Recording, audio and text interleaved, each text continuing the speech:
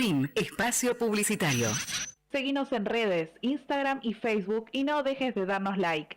Consulmet, generadores de sonrisas.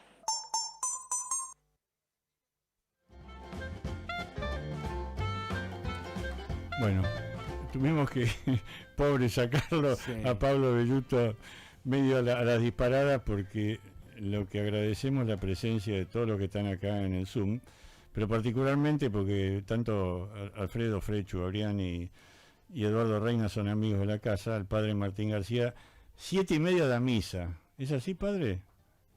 Es así, 7:30 tengo la misa.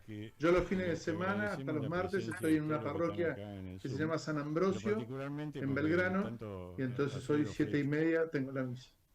Bárbaro. La primera pregunta que haces, Frechu, ¿cómo estás, Eduardo? Un gusto verlos a todos. ¿Qué tal, Guillermo? ¿Cómo andás? Bien, le vamos a dar un poquito de, le vamos a dar un poquito de prioridad al padre, así después charlamos nosotros tranquilos. Sí, por supuesto. Padre, ¿cómo era Francisco? ¿Cómo era Bergoglio? En realidad usted fue el secretario de Bergoglio antes de ir al Vaticano. ¿Cómo era Bergoglio? Bueno, usted preguntó si si tengo algo que ver con la isla Martín García. Y yo, por una fina ironía que tuvo el cardenal Bergoglio, fui el párroco de la isla Martín García durante 4 años.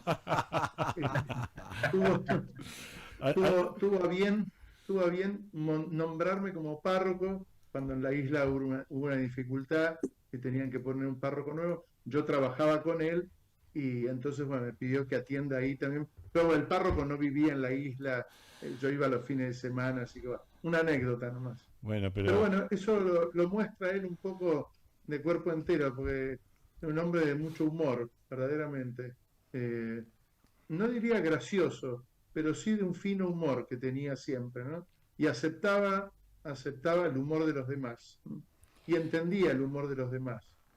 Eduardo Reina, que nos está escuchando ahí, el otro día escribió un artículo que yo se lo mandé el fin de semana. Fabuloso. En el cual hace repensar mucho. A mí, yo tenía y tengo todavía algunos prejuicios no contra el padre, sino contra Francisco, sino contra Bergoglio. Y realmente me lo fue sacando en esa nota. La pregunta del millón es: ¿por qué hay un papa, hay un pontífice y hay un cura de barrio, de Flores? ¿Por qué la Argentina tiene ese delay con Francisco? Lo tenemos. Y como perdón. No, pensé que... Hola padre, hola a todos. ¿Qué tal? No, básicamente lo que tenemos es un problema en los argentinos. Acá no hay un problema de otro tema que no somos nosotros mismos. Yo ahí en la nota trato de explicar, para el que no la leyó, que acá todo lo que es ídolo, todo lo que es bueno, tiene algún problema. Vilas, Ginóbili, cualquiera de los, siempre tiene un pero, nunca es extraordinario.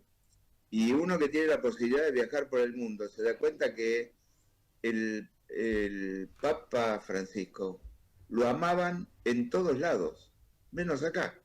Acá era el demonio y en el mundo era el Papa Francesco. Sabes que en Italia, en Roma, lo adoran.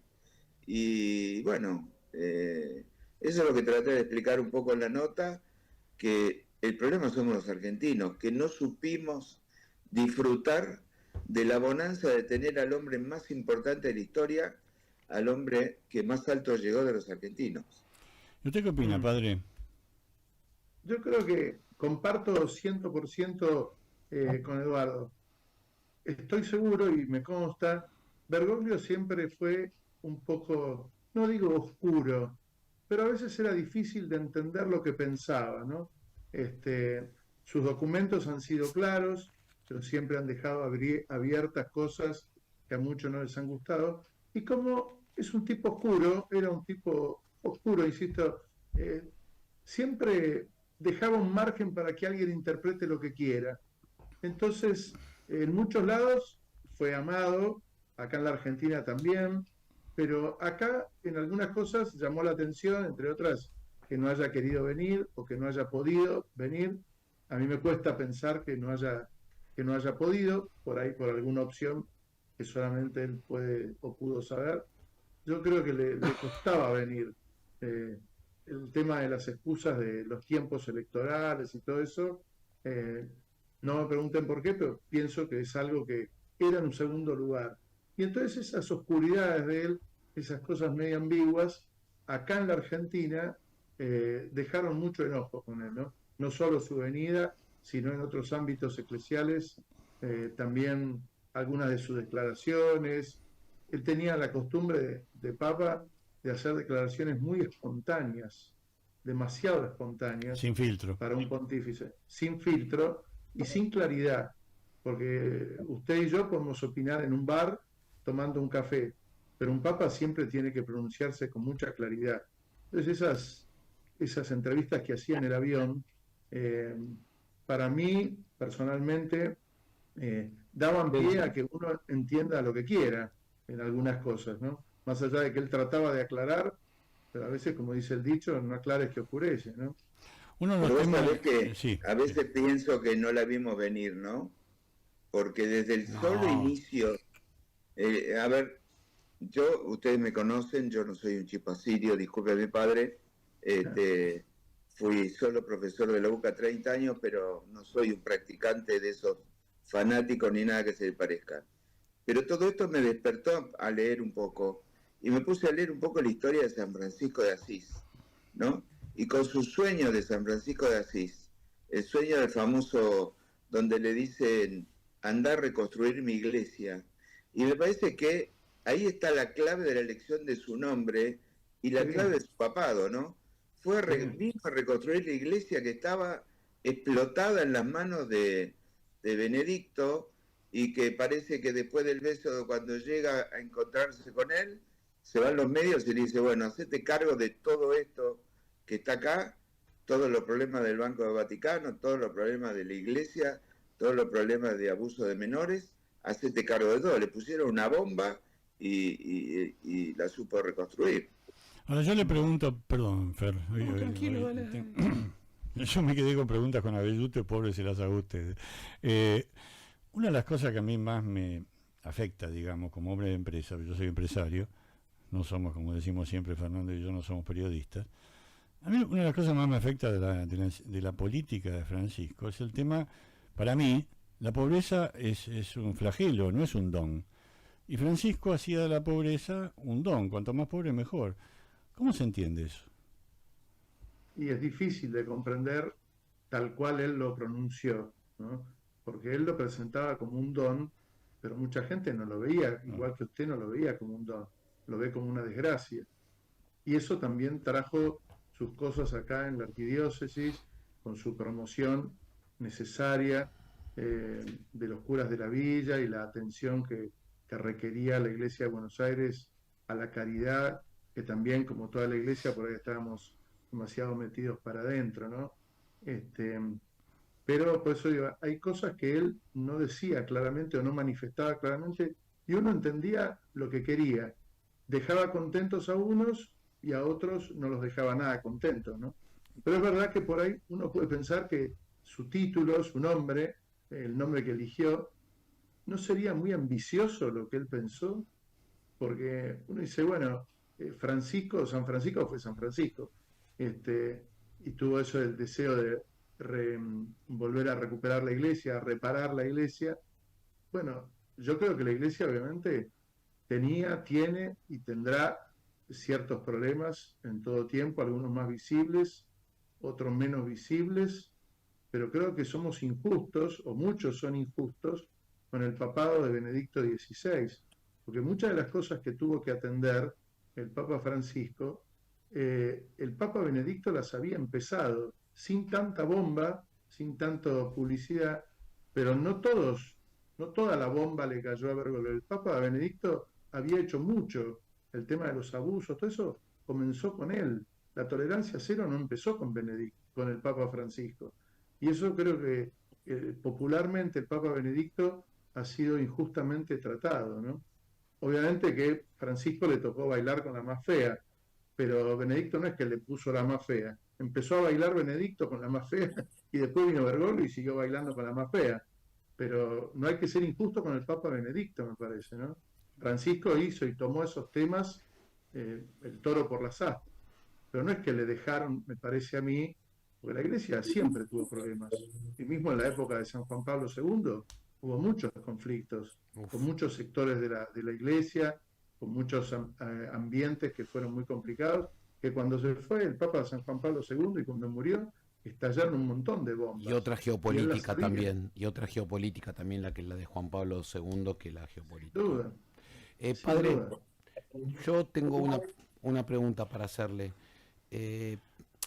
Perdón, hay un canal de YouTube abierto ahí, téngalo pagado mientras habla el resto, porque se están mezclando los sonidos. Gracias. No, padre, yo personalmente lo que le quería preguntar es, la Iglesia argentina en particular, haciendo una línea de tiempo, como recién le preguntaba yo a Pablo Belluto, ¿no? Desde que el Papa asumió como Papa, Francisco, hasta ahora, la Iglesia argentina se vio beneficiada por tener un Papa en el lugar máximo de la Iglesia católica, o producto de lo que usted, tanto Eduardo como Guillermo, como usted describieron, todas las cosas que pasaron en Argentina, quedó en una posición distinta, igual, mejor, peor. ¿Cómo evalúa usted particularmente la Iglesia argentina? Y la Iglesia argentina, yo creo que sigue siendo la misma.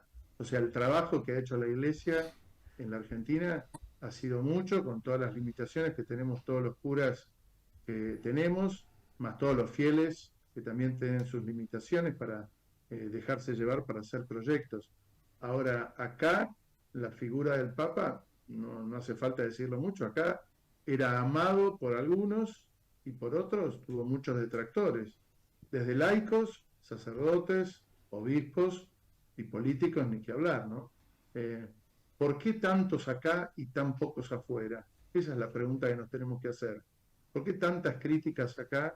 Se dice, bueno, para el argentino no le viene bien nada, no le viene bien Vilas, no le viene bien ninguno, pero Sí. ¿por qué acá tanto problema con él? ¿Será porque lo conocíamos más? No sé. Por eso lo trajimos a Eduardo. No, para nada. Esto me despertó algo que yo no tenía, la verdad, en el momento que me puse a escribir, tampoco lo tenía ni pensado, ¿no? Escribí con muchísima bronca, la verdad, porque tras la angustia de la pérdida, me dio mucha bronca no haberlo podido disfrutar realmente. Y yo tengo dos historias, voy a ser autorreferencial, pero un día me llaman de la UCA alguien, una autoridad, y me dice, tendríamos que preparar un entrenamiento, hace muchos años, que Bergoglio está pidiendo tratar de generar alguna capacitación para los curas por el tema de los problemas con los niños. Y te estoy hablando hace, te diría, 12, 15 años atrás. Por ahí un poquito más. 20 años, Yo creo 20 que años. estaba en la curia todavía. 20 Yo estaba años, trabajando con él cuando salió esa idea. 20 años, te diría, puede ser. Mira, pasa tan rápido porque el tiempo. Y me dijeron, ¿vos estás para...? Sí, obviamente, estoy para hacer lo que quieran. Pero quiero decir que esto no es que él llega allá y después se encuentra con esto. Él ya venía manejando este tema desde acá con muchísima preocupación, tratando de encarar la mejor manera posible, y tuve la otra oportunidad de verlo cuando yo estaba con Nelson Castro y venía al programa de televisión, que venía con su maletín, que le ofrecíamos un taxi y decía que no, que él venía solo, venía con su maletín, se quedaba al borde de un estudio de televisión. En el momento que le decíamos, padre, pase, él pasaba y hablaba. Y no venía con ninguna pompa ni ninguna, siempre venía lo más simple posible. Entonces, me parece que eso fue el fiel reflejo de lo que él marcó. Ahí no impostó nada. Directamente él estaba bajo un concepto. Él quería, en principio, una iglesia abierta, una iglesia que se brinde hacia los pobres, porque en definitiva no es que la pobreza es un mérito, al contrario, cada día hay más pobreza porque el mundo desigual que estamos viviendo en algún momento capitalista indica que alguien se tiene que ocupar, aunque sea espiritualmente, de esa gente. Entonces, me parece que el mandato y un poco la idea de él es ir hacia la pobreza, porque en definitiva iba al desposeído, al que no tenía ninguna chance. Y vos fíjate los testimonios después de ayer en la Plaza de Mayo, después de justamente eso, había pibes que parecían, gracias al Papa, yo salí de la droga, y gracias a esto. Entonces, hay que reconocer que hay un mundo que nosotros no vivimos, por ahí somos muy capitalinos, somos muy de departamento en algún caso, y no estamos recorriendo lo que debemos recorrer. Vos sabés que le quiero contar al padre dos frases que dijeron amigos nuestros, que suelen venir al programa. Uno es Nicolás Luca, un loco lindo, que él dijo que a Francisco lo eligieron porque le dijeron, esta iglesia es un quilombo, pongamos al argentino que desayuna 14 problemas y 12 tragedias antes de terminar el café. ¿Qué opinan de eso? Puede ser. Sí, tranquilamente. Y después, acostumbrados a la desgracia, acá nos adaptamos a todo. Y después hay otro que ya no es tan en broma, que dice, durante mucho tiempo esperé que Francisco fuera político al hacer religión y se comportara como religioso cuando no me gustó su opinión política. Esto también creo que tiene mucho que ver con lo que pensamos. Padre, antes que se nos vaya a dar misa, porque sé que usted le agradecemos muchísimo que deje un ratito a los fieles de lado para darnos bola a nosotros. Al contrario.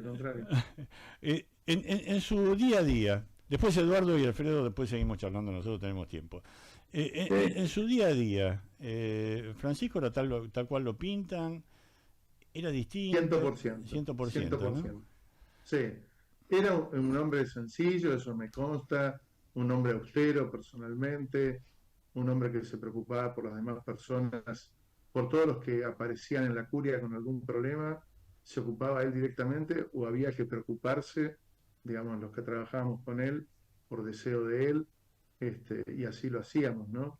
Era una persona especial, sinceramente, con una capacidad de trabajo impresionante. Eso que hoy le asombra a tanta gente, que el Papa llamaba y decía soy el Papa, o cada uno recibía una esquelita con 2 renglones, aunque sea, eso lo hacía acá en Buenos Aires desde siempre, o sea, está en su naturaleza.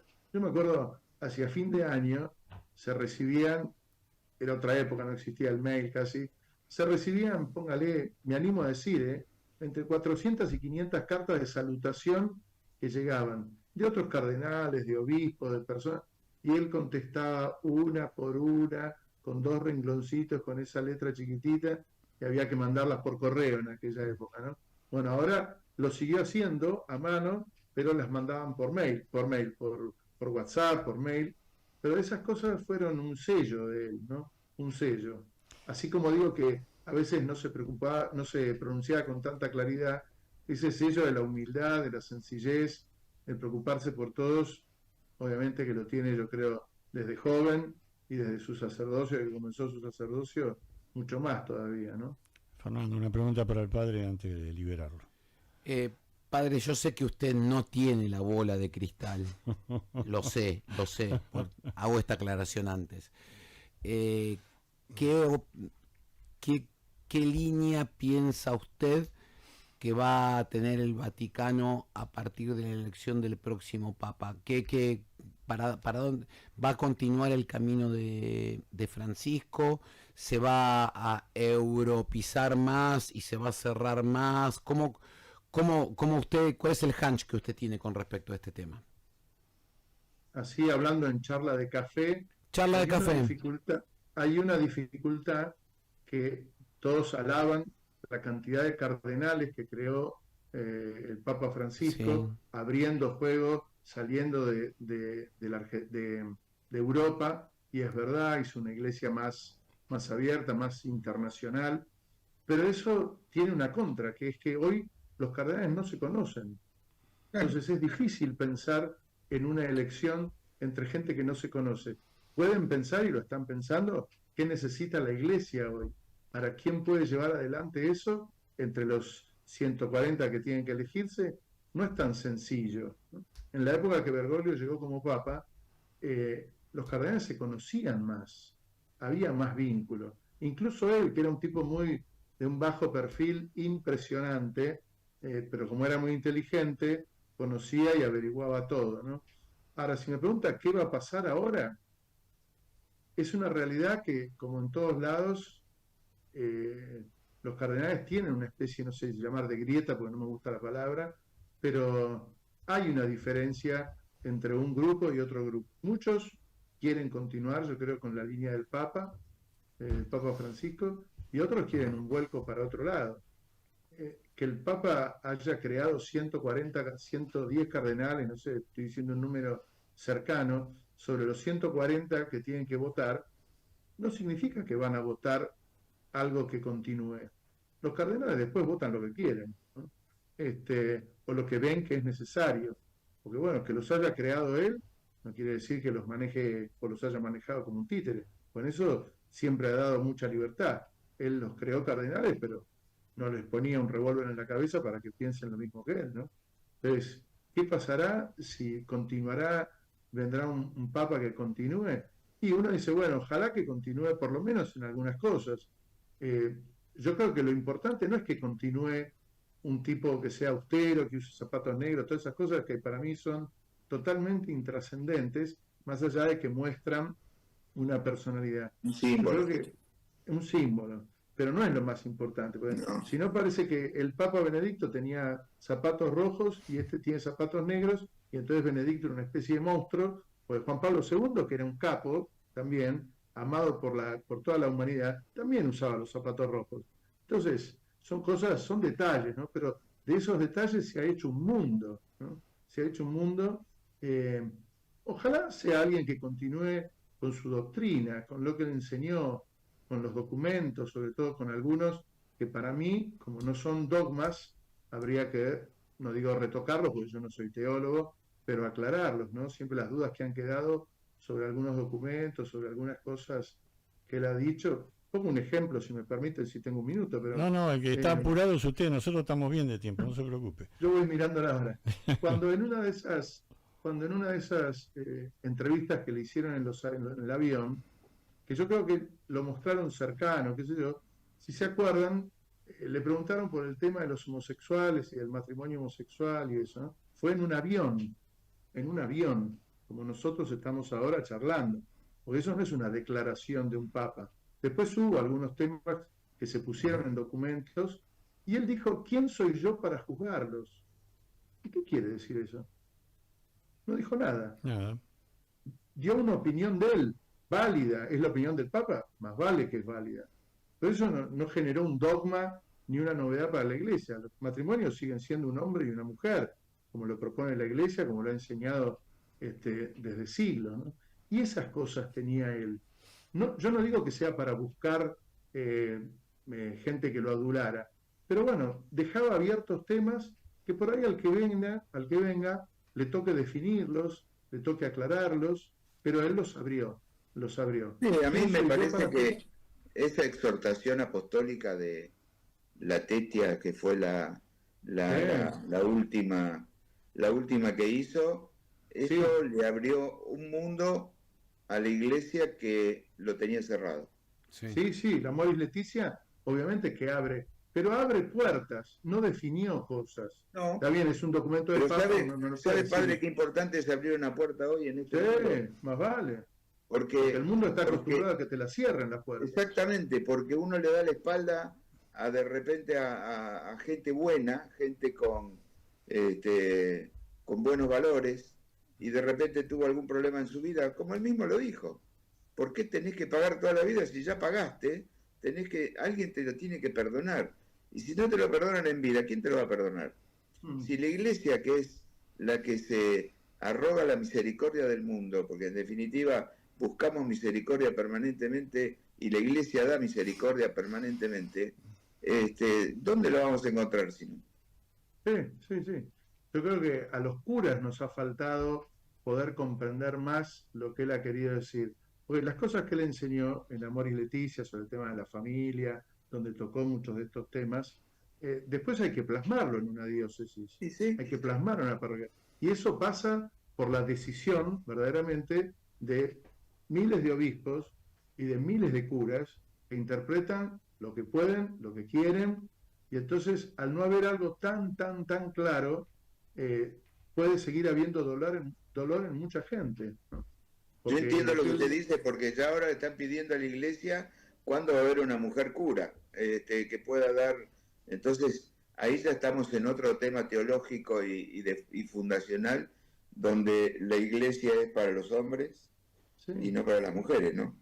Es un tema ese, solamente ese, digo, es un tema que el Papa San Juan Pablo II ya lo había dejado cerrado, pero no con la posibilidad de que otro lo abra, lo dejó cerrado dogmáticamente, no hay posibilidad.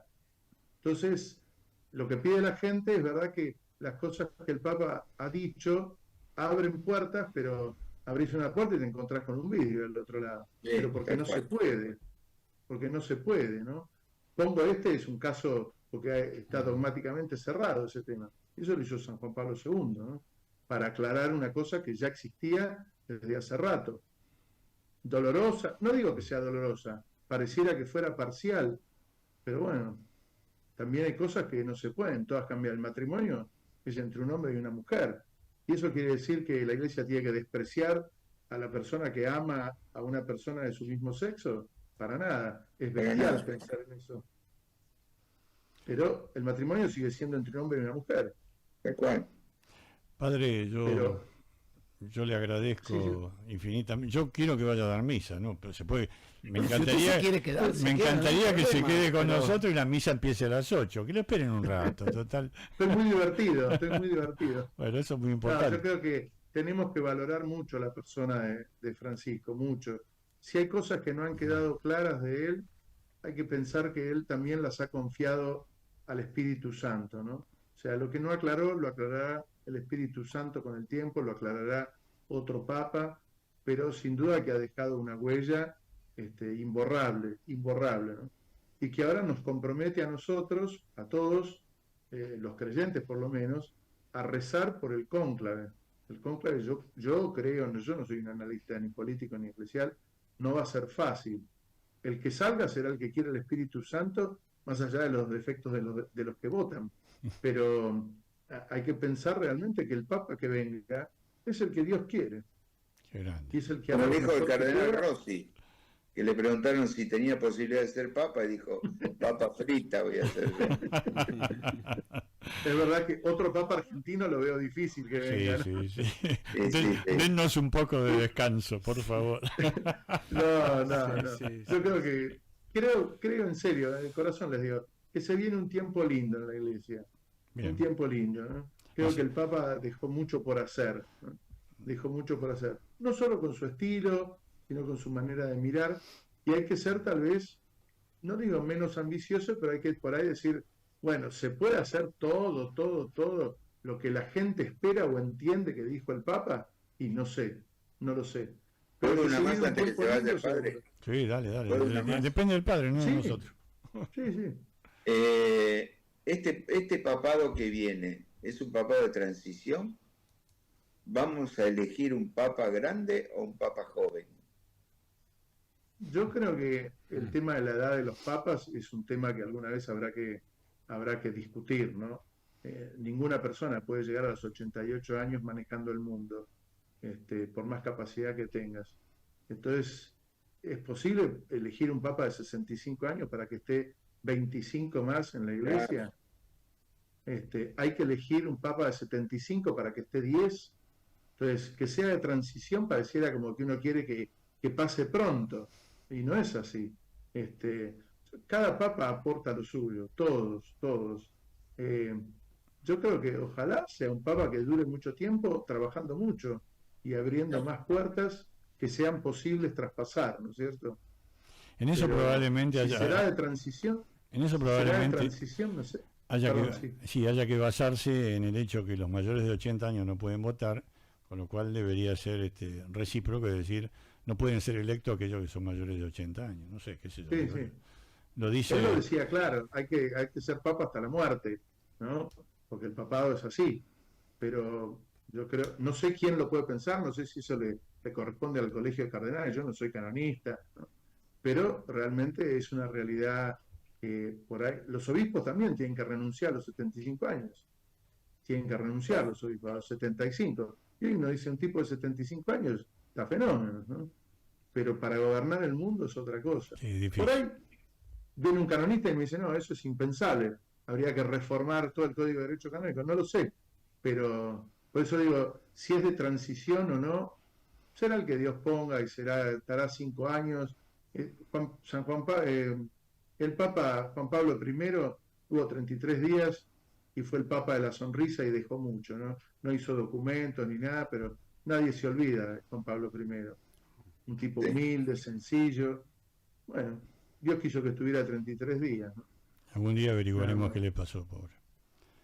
Sí. Pero bueno, dejó de esa sonrisa de él dejó mucho en la vida de la iglesia, dejó mucho. Y le abrió la puerta, yo creo, a San Juan Pablo II, ¿no? Por ahí su lugar era ese y nada más. Qué grande. Sí. Padre, nosotros vamos a hacer un corte, así lo liberamos Ahora y sí. puede ir tranquilo. Ahora sí me voy a la misa para que cuando bajen no me tiren con nada desde los bancos. Antes que ¿Puedo se pedir algo en vaya... la misa, padre? ¿Eh? ¿Puedo pedir algo en la misa? Sí, por Que gane supuesto. Racing, por favor, hoy. ¿Qué? Que gane Racing esta noche. Yo soy de Racing, así que... Yo también, así que... Ya está asegurado eso. Padre, por favor. perrito ya está Mire asegurado. que queda grabado, padre. Esto, No, yo después le voy a pedir por privado que haga algo por Banfield, que andamos como una mona. Padre, antes que se vaya... No, pero yo no hago milagros. Antes que se vaya, padre, le manda un gran beso mi nieta Catalina Cresci, que me dijo, va a estar con el padre, mandale un beso enorme, con el pato. Muchas gracias. Como Yo ella les dice. agradezco la invitación porque yo no soy un hombre de medios, no conozco nada. Me gusta charlar con gente que conozco. El día que quieran charlar en un café, me invitan y voy a donde sea con mucho gusto. Vamos. Va a ser un placer. Armamos directamente la cena ya. Dale. Listo. ¿En serio? Sí, Lo sí, digo de listo. corazón. Va a ser un placer fantástico. Va a ser un placer. Padre, muchísimas Que tengan una gracias. buena noche. Gracias, igualmente Gracias. para usted. Gracias, Gracias por padre. la invitación. Al Buenas contrario. noches. Frechu y Eduardo, un cortecito y volvemos. Dale, gracias. No, gracias a ustedes. Estás escuchando Polémica en el Business por la AM 1420 Radio con Voz. Espacio publicitario.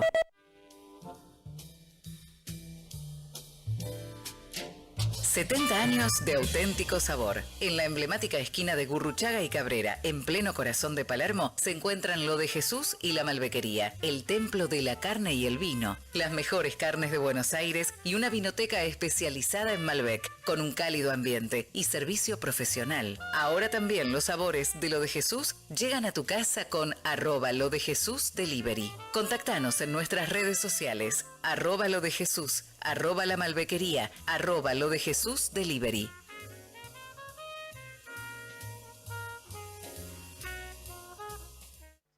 En Consulmet cuidamos tu sonrisa hace casi 4 décadas, con 2 clínicas propias y una extensa red de prestadores cubriendo todas las especialidades odontológicas. Guardia las 24 horas todo el año. Comunicate al 5217-4400 o escribinos por WhatsApp al 11 21 78 90 92. Seguinos en redes, Instagram y Facebook y no dejes de darnos like. Consulmet, casi 4 décadas cuidando tu sonrisa.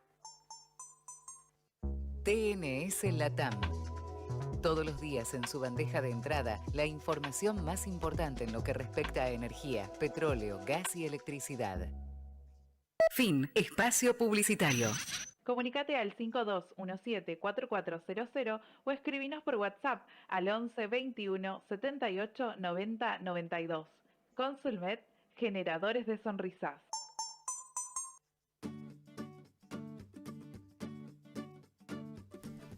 Volvimos al aire. Qué temón Todo un tema. Realmente porque ya estamos ahora contigo, Eduardo, y Frechu, que está por teléfono, porque tiene problemas de conexión. Frechu, hay que pagar las cuentas, ¿qué va a hacer? Vamos a presentarlo ahora formalmente, porque con esta vorágine que tenemos en el programa, Pablo Belluto, pobre, que lo tuvimos acá a los piques, le hicimos pocas preguntas, me quedé con 53 preguntas para hacerle. Y esta vorágine que no nos alcanzan las 2 horas, lamentablemente estamos siempre planteando lo mismo. Vamos a presentarlo ahora. Eduardo Reina, periodista, especialista en comunicación, trabaja para el diario Perfil y es un freelancer, ¿no? ¿Estás o estás ahí vinculado? Sí, sí, sí. Algo así. De Buenos Aires y España.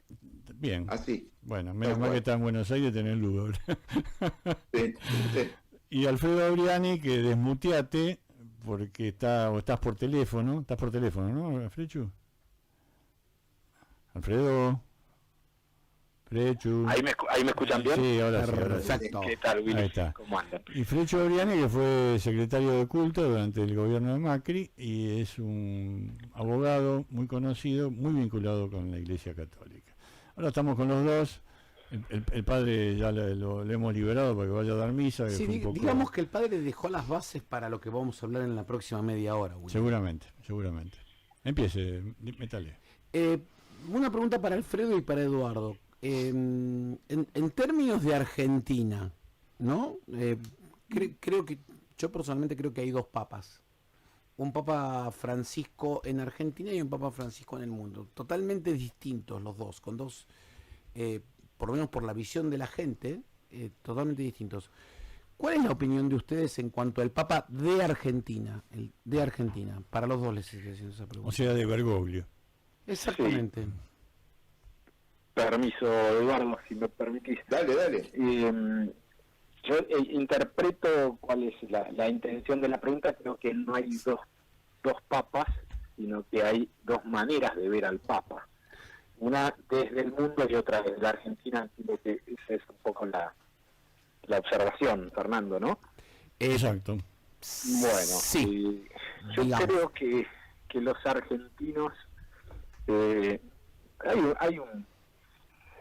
problema que tenemos es que no supimos aprovechar estos 12 años de papado de Francisco, y recién ahora que el Papa se nos fue, estamos empezando a poder corrernos del análisis chiquito, del análisis político, del análisis más propio del contexto de la coyuntura local, para empezar a dimensionar lo que fue la figura de Francisco en el resto del mundo. Es una lástima, pero es así, y bueno, pero también está bueno que ahora empiece a ser así también, ¿no? Que empecemos a revalorizar la figura de Francisco. No sé quién decía, Eduardo, creo que decía recién que él había visto lo que significaba Francisco en el resto del mundo para las personas que no eran en Argentina, y es realmente impresionante. O sea, yo tuve la suerte de estar en Copacabana, en esa misa multitudinaria en la playa, y ver a los jóvenes en la Jornada Mundial de la Juventud, lo que sentían y cómo vivieron ese viaje del Papa, los jóvenes de todo el mundo, y se te caían las lágrimas de la emoción. Y los gestos que tuvo Francisco en todo ese viaje hacia los jóvenes y cómo lo recibían, ¿no? Fue realmente conmovedor. Lo mismo en Chile, bueno, y lo mismo en cada país que visitó, ¿no? Yo me quedé un poco con la homilía que dijo García Cuervo el sábado. Creo que define un poco la posición que tiene, en este caso, el arzobispo de Buenos Aires. Dice, en Argentina se lo interpretó con coordenadas aldeanas, en desmedro de las planetarias, con la que fue analizado en el mundo. ¿Qué opinan de esto? Coincido plenamente. Sí, tal cual. Lo que pasa es que acá en la Argentina cualquier cosa que decía la traíamos al terreno local, y él estaba hablándole al mundo, la verdad, ¿no? Y nosotros, como somos el ombligo, el centro del mundo, lo tratábamos de, no, esto está favoreciendo a este o al otro. Y me parece que si nosotros vemos la mayoría de los viajes y de todos los esfuerzos que hizo, los hizo para África, justamente para el lugar donde el mundo está invadiendo Europa y está invadiendo otros territorios por la gran cantidad de problemas que tiene África, ¿no? Entonces, llegó a lugares insólitos, la verdad, y lugares que no mucha gente ni se animaba a ir y no querían que vaya. Y sin embargo, el tipo fue para demostrar que había que unir, que abrir las puertas. Y lo más importante, me parece, en lo personal, fue el diálogo interreligioso. Eso no se lograba nunca. Antes eras protestante, eras judío, eras musulmán, eras sapo de otro pozo para otra iglesia. Él trató enseguida de agarrar las manos de todos y dijo, bueno, somos todos hermanos. Cuando hablemos, cada uno tiene su doctrina, cuando pensemos, cada uno piensa en su Dios, y nosotros pensamos que tenemos que luchar juntos por el bien común, los pobres, y hay una serie de cláusulas que se impusieron y la fueron cumpliendo, me parece. Pero Juan Pablo II también lo hizo cuando los reunió en Asís, ¿o no? Sí, pero me parece que esta vuelta fue más contundente. Y además estamos en otro momento, tenemos que salir, lamentablemente, a hablar de las redes y de la nueva comunicación, ¿no? Claro. Eso ha influido mucho, cualquier declaración hoy es una bomba. Yo te voy a contar una pavada, ¿no? Pero yo puse un posteo que yo no tengo ni muchos seguidores ni nada que se le parezca, pero puse esa famosa foto de los pies de Francisco en el cajón con los zapatos y tuve 32.000 vistas. Y yo soy un 4 de copa en redes y la tuve en LinkedIn, cosa que me sorprendió profundamente. Digo, hay cosas que te mueven muchas veces en silencio, pero te mueven. Y hay símbolos que este Papa usó que ha movilizado mucho más que las palabras. Y nosotros en la Argentina lo único que hacíamos era escuchar las palabras de él, a ver si le estaba hablando bien a Cristina, pegándole a Mauricio lo recibió poco, a Milei lo recibió mucho, cualquier cosa de esa nosotros lo usábamos a favor. Y quiero cambiar la óptica, ¿no? Hoy tenemos a un corredor que se llama Colapinto, y Colapinto está en un lugar X. Los argentinos ya lo quieren ver en el primer lugar, no lo quieren ver en el lugar que está asignado. Y entonces la controversia empieza, que es un tonto, que para qué se movió, si que es un pecho frío. Claro, dicen eso, es verdad. Recién Eduardo destacaba el diálogo interreligioso, como yo me publicaron el domingo una nota en La Nación, destacaba 4 pilares del papado, y uno de esos 4 pilares para mí fue el del diálogo interreligioso. Y vos, Willy, le decías, bueno, pero Juan Pablo II lo hizo también en la reunión de Asís. Y Eduardo te contestaba, Francisco fue más contundente. Y coincido con eso, porque al punto que llegó a viajar a Irak. Sí. Claro. Sí, entonces, no se quedó en Asís, en una reunión con líderes interreligiosos, sino contra todos los consejos, contra todos los que le recomendaban no hacer ese viaje, él lo hizo igual, y firmó el documento con el imán de Al-Azhar en Irak, y fue algo realmente histórico en el diálogo entre el catolicismo y el islam. Ahora, Frechu, yo te voy a retrucar, ¿y por qué no vino a la Argentina? ¿Por qué no vino a la Argentina? Yo creo que ahí un poco se enredó. Al principio no quiso que lo usen políticamente, después... Pero él recibía, perdóname, palabras... él recibía en el Vaticano a mucha gente acusada de corrupción. Sí, recibía a todos en el Vaticano, a políticos de todos los colores. Recibía realmente absolutamente a todos. Pero respecto de su venida, porque allá él recibía a todos, pero vos me preguntabas por su venida a la Argentina. Sí. Yo creo que al principio tuvo algún temor de que sea utilizado políticamente, porque el kirchnerismo siempre se quiere adueñar de todo. Entonces eso le puso por ahí algún freno, y después algunos gestos, algunas palabras se fueron interpretando en clave, como decía García Cuerva, en clave aldeana, en clave local, en la política local, y eso lo fue enredando. Yo creo que por momentos incluso hasta se debe haber enojado, y lo supongo, no lo afirmo, lo supongo. Y después cuando quiso, que ya fue al final, cuando él quiso encarar el viaje a la Argentina, bueno, ahí se le cortó el tiempo. Empezó con sus problemas en las rodillas, problemas más particulares, tenía otros viajes ya programados que quería hacer, que le parecían muy importantes, incluso algunos más importantes que Argentina. Y eso fue lo que por ahí hizo que al final no haya podido venir al país. Yo creo, supongo, que puede ser una cuenta pendiente, que pudo haber sido una cuenta pendiente para él. Que lamentablemente no Yo lo tengo una versión, Dile. tengo una versión, acá nos movemos todos por versiones, obviamente, ¿no? La del 2017, que él iba a hacer Buenos Aires, Chile, se complicó mucho en el 17 con un proceso de un cura pedófilo en Chile, que aparentemente hubo una complicación donde alguien le mintió y que bueno, que indudablemente parece que se equivocaron en nombrar a alguien y que se le venía toda la sociedad Menudo encima. problema tuvo en ese viaje. Sí, pero Exactamente. ese viaje se concretó, a Chile fue, Sí.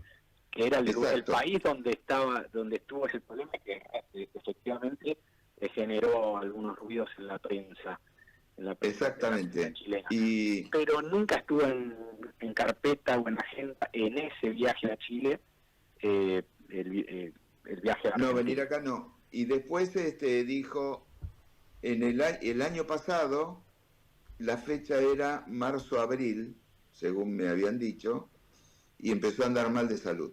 Exacto. Marzo-abril me dijeron junio, mayo, junio, por ahí. Estaban manejando esa fecha, pero ya empezó a estar mal de salud, ¿no? Pero él sabía Exacto. que tenía que venir y les voy a contar algo así muy... un colega y amigo, muy apegado, tenía que ir a relatar la semana pasada, bueno, esta semana, ahí me van a ayudar a canonizar al joven influencer, ¿cómo se llama? ¿Quién? Bueno, Sí, ya sé a quién bueno, te referís. Sí. se me fue el nombre, bueno. Y justamente él era un poco el relator de ese evento, y Bergoglio y el Francisco hacía 2 meses que le había dicho, apúrense con ese tema porque me voy a morir antes de que ustedes lo puedan presentar, así que métanle manija con eso, así viste, Carlo estilo cuando Acutis. fue a Santa Marta. Carlo Acutis. Correcto. Exacto, Carlo Acutis, que tenía que ser ahora, en estos días.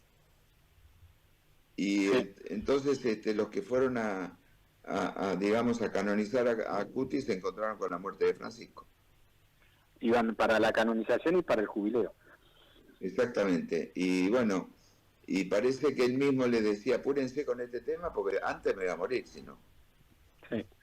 Pero sí, efectivamente, yo creo que la fecha de él era marzo-abril del año pasado, y que, bueno, efectivamente por sus problemas de salud, ahí ya se le empezó a complicar y no pudo. Pero estaba decidido a venir. O sea, ahí fue cuando dijo, voy, esté quien esté, digamos, en el gobierno, en el poder, y si no voy ahora, no voy más. Y bueno, Sí. finalmente no pudo venir. Sí. Para los dos, obviamente, ¿cuáles son los hitos que deja Francisco en la Iglesia Católica Argentina? ¿En la Iglesia Católica? Sí. Perdón, no, voy a corregir mi pregunta, discúlpame, Eduardo, no solamente en la Iglesia Católica, sino Francisco, ¿cómo va a ser recordado? Más allá de lo que nosotros los católicos decimos, el Papa de acá, el Papa de allá, pero en términos, me animo a decir, geopolíticos, porque tuvo mucho de geopolítica. El Papa, lo mismo que Juan Pablo II, lo mismo que Benedicto. Juan Pablo II fue uno de los protagonistas de la caída del muro de Berlín, Sí, señor. entre paréntesis. ¿Qué deja geopolíticamente Francisco? Bueno, mirá, yo creo que va a dejar la paz. Mirá, aunque te rías de lo que te voy a contar. No me estoy riendo Me para parece- nada, ¿eh? No, para nada. No, pero digo, me parece que él quiso ir a Rusia y le dijeron que no vaya. Exactamente, quiso ir a Ucrania habló también con- y no lo dejaron. Y no lo dejaron ir. Ujú. Y me parece que post-mortem, esa reunión ayer o que tuvieron justamente el día del entierro de él, el último día. Trump. Esa foto tiene una fuerza.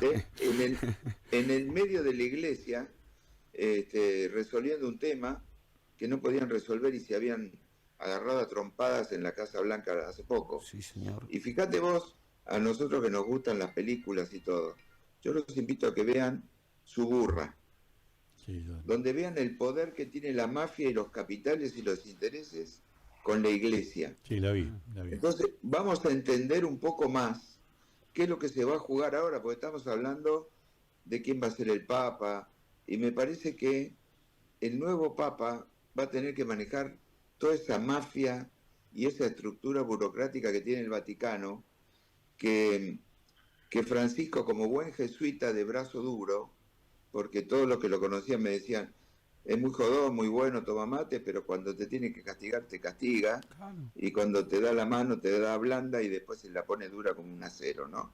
Para castigarte. Me parece que eso es lo que tenemos que esperar, ¿no? Con respecto al nuevo Papa, vamos a tener que ver un tipo que maneje muy bien las estructuras burocráticas. Yo en lo personal pienso que puede ser italiano, que sería necesario por ahí un Papa progresista italiano, por ahí un Papa que Francisco hablaba de un tal Sappi, no me acuerdo cómo se llama, era el Papa que él decía que tenía que ser.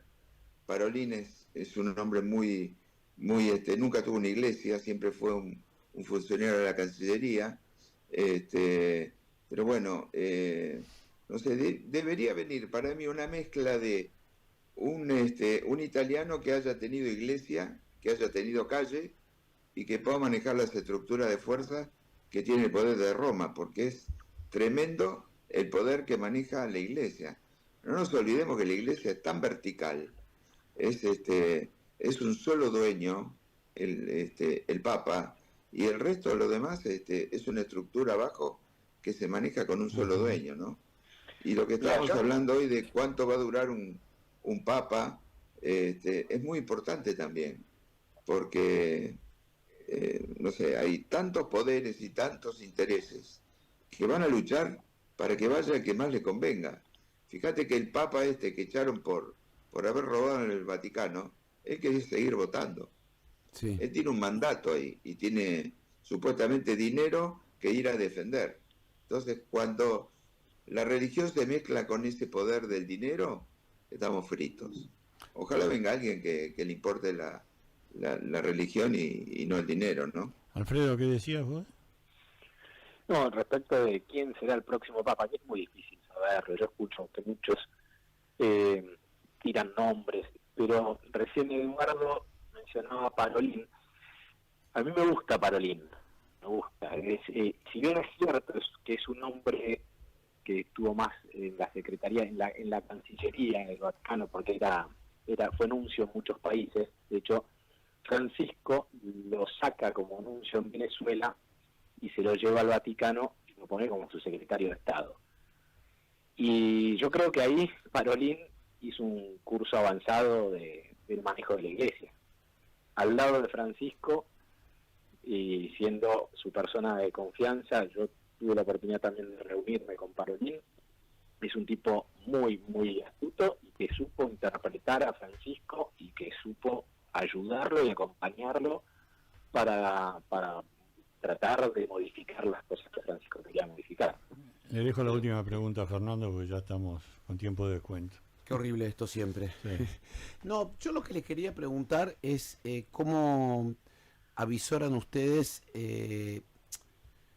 la forma en que este gobierno en particular, que es un gobierno, para llamarlo de alguna manera raro, está planteándose una relación con el Vaticano. O sea, ya estoy hablando en términos de políticos. ¿Cómo piensan que va a reaccionar?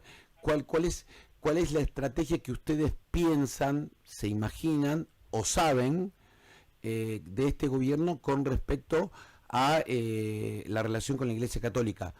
Entendamos que la visión de Javier Milei es una visión totalmente distinta a la que tiene nuestra señora vicepresidente.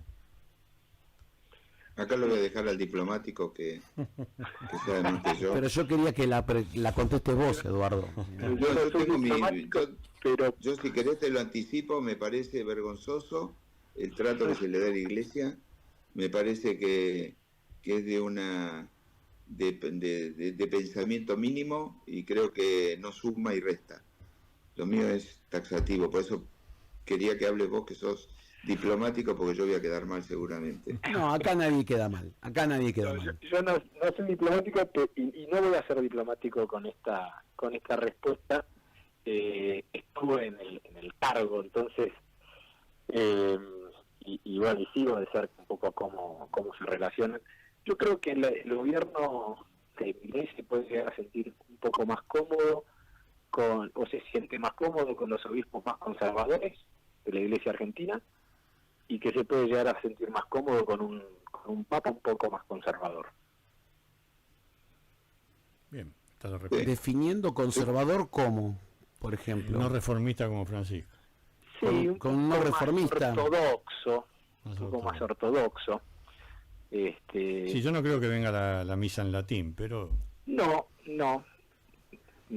para tanto, pero sí que sea un poco más ortodoxo, un poco más conservador. Si bien Francisco no cambió los dogmas y la doctrina de la Iglesia, que era algo que hablaban al principio con el padre Martín García, yo no quería interrumpir para que no llegue tarde a la misa el padre, pero no cambió nada, y eso lo que hizo fue también que a Francisco le peguen por derecha y por izquierda, porque algunos te dicen, no, es muy dijo cosas o tuvo declaraciones muy fuertes, como por ejemplo recién respecto de los gays y demás, y otros que lo critican porque no cambió nada.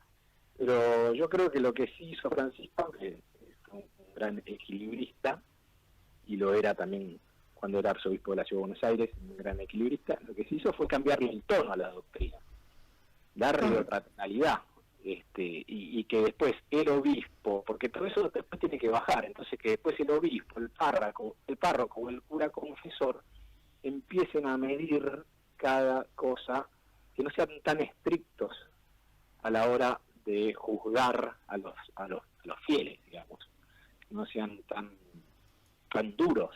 Entonces él me parece que en el fondo con sus mensajes, si bien no cambió nada, como decimos, lo que sí hizo fue darle otra tonalidad.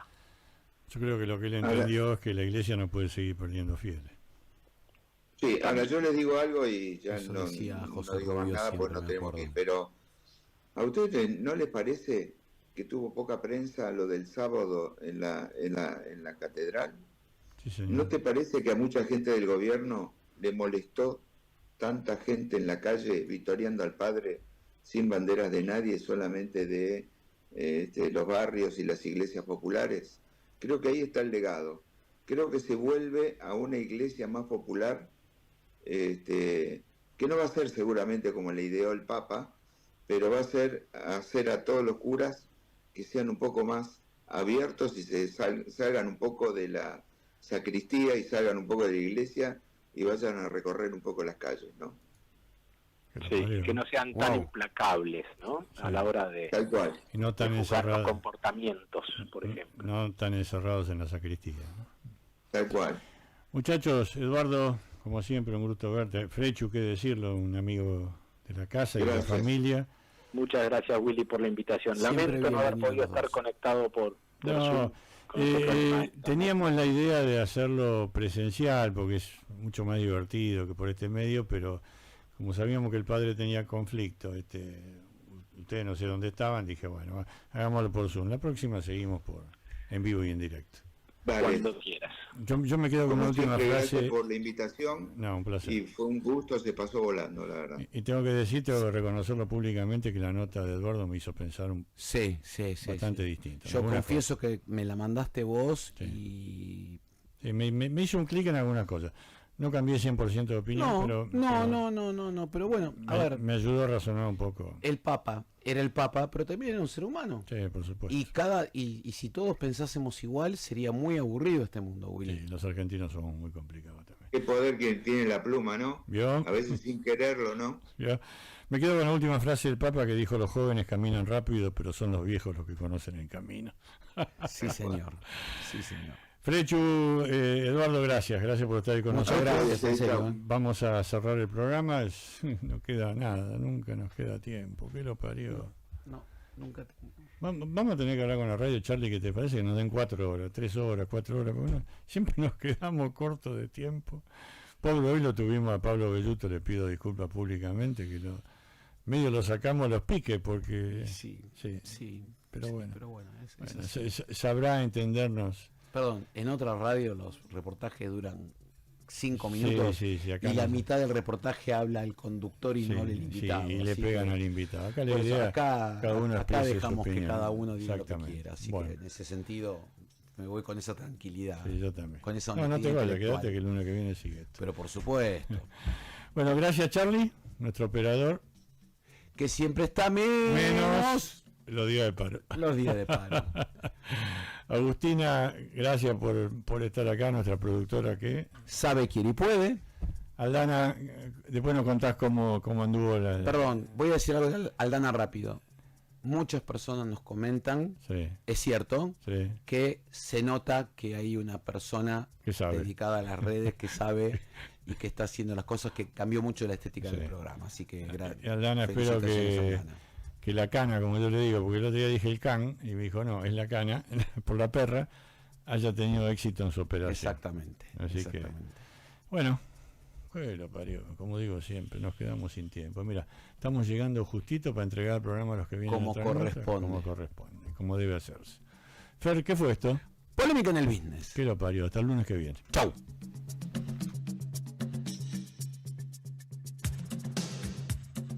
Esto fue Polémica en el Business, el programa conducido por Fernando Meiter y Willy Nervi, que se emite por la AM 1420, Radio con Voz.